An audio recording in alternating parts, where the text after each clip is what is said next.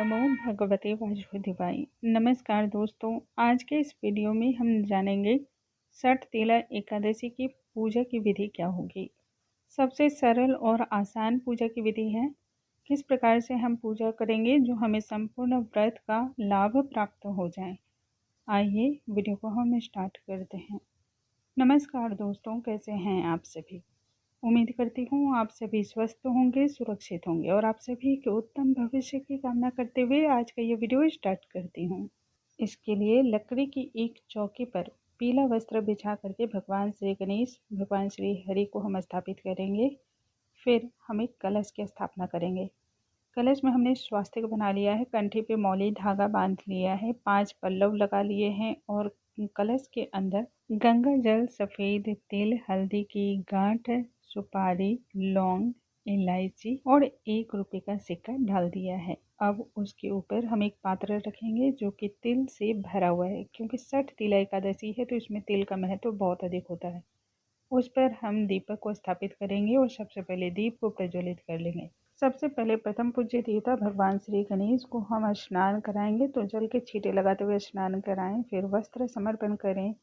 इसके पश्चात आप तिलक करें, तो कुमकुम और हल्दी साथ ही सिंदूर का हम तिलक करेंगे। देखिए, यदि आपके पास प्रतिमा हो तो प्रतिमा को भी स्थापित कर सकते हैं, लेकिन मैंने सुपारी के रूप में भगवान श्री गणेश को स्थापित किया है। अब भगवान श्री हरि को अभिषेक करने के लिए हम एक पात्र लेंगे, उसमें स्वास्तिक का निर्माण करेंगे, पुष्प डालेंगे, सफेद तिल। इस पात्र में भगवान श्री हरि की इस प्रतिमा या विग्रह को हम स्थापित करेंगे। यदि आपने लड्डू गोपाल की सेवा ली है तो लड्डू गोपाल को भी आप इसी प्रकार से स्नान करा सकते हैं।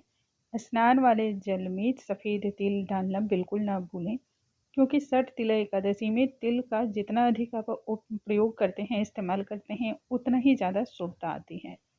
इसी प्रकार से हम संघ में भी तुलसी की पत्तियों, मंजरियों को डालेंगे, साथ ही सफ़ेद तिल और जल, दूध इत्यादि से स्नान करा लेंगे।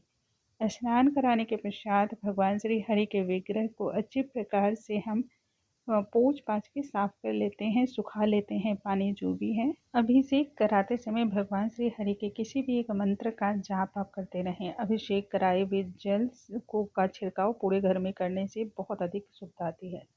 अब तिल के आसन पर हम भगवान श्री हरि को स्थापित करेंगे, उन्हें वस्त्र समर्पण करेंगे। फिर भगवान श्री हरि को भी हम तिलक कर लेंगे, तो पीले चंदन, अष्टगंध और साथ ही साथ हम तुलसी की लकड़ियों को घिसकर उसका भी चंदन लगा देंगे।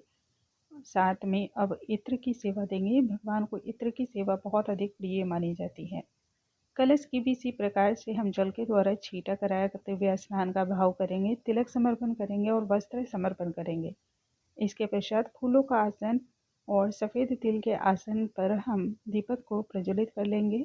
इसके पश्चात हम पुष्प अर्पण करेंगे। पीले पुष्प भगवान श्री हरि को अति ही प्रिय माने जाते हैं, तो हम सभी को पुष्प अर्पण कर देंगे। साथ में भगवान श्री हरि को तुलसी की मंजरियाँ, तुलसी के पत्ते अर्पण करेंगे। छठ तिला एकादशी पर तिल का महात्म्य बहुत अधिक माना जाता है, तो हमने तिल और गुड़ से बनी हुई रेवड़ियाँ भोग में अर्पण की हैं। उसमें तुलसी का दल अवश्य ही डालें। बिना तुलसी के दल के भोग पूरा नहीं माना जाता है। धूप दीप अर्पण करें, सभी देवी देवताओं का आवाहन करते हुए। भगवान श्री हरि से अपनी मनोकामना को बोलते हुए धूप दीप अर्पण करना अति ही श्रेष्ठ माना जाता है।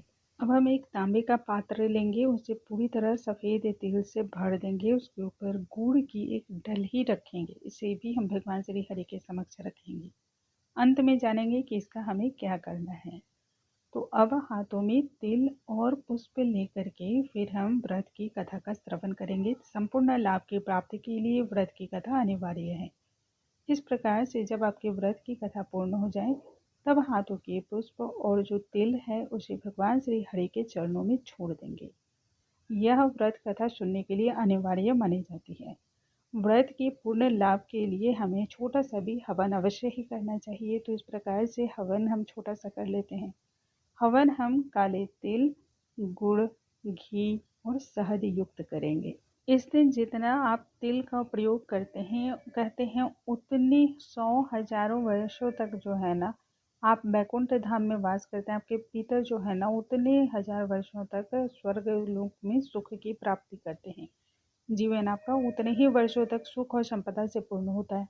तो इसलिए तिल का प्रयोग ज़्यादा से ज़्यादा इस दिन करें। हवन करने के पश्चात हम चारों ही तरफ से जल इस प्रकार से गिरा करके फिर हवन कुंड को प्रणाम कर लेंगे। अंत में हमें आरती करनी है।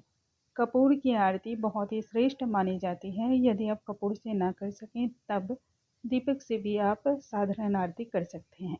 भगवान श्री हरि के निमित्त कई सारी आरती हैं, तो जो आरती आपको अच्छी लगती हो, श्रेष्ठ लगती हो या फिर जिस आरती में आपका ध्यान लगता हो, उस आरती को आपको पूर्ण करना चाहिए।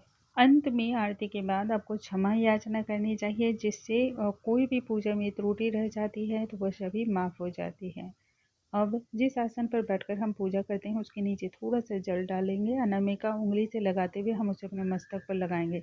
इस प्रकार से करने से पूजा का संपूर्ण फल, लाभ, पुण्य, प्रताप सब आप ही को ही प्राप्त होता है। उम्मीद करती हूँ आज का ये वीडियो आपको बहुत पसंद आया होगा। यदि पसंद आया हो तो लाइक करना बिल्कुल ना भूलें। अगली वीडियो में हम फिर से मिलते हैं, तब तक के लिए नमस्कार।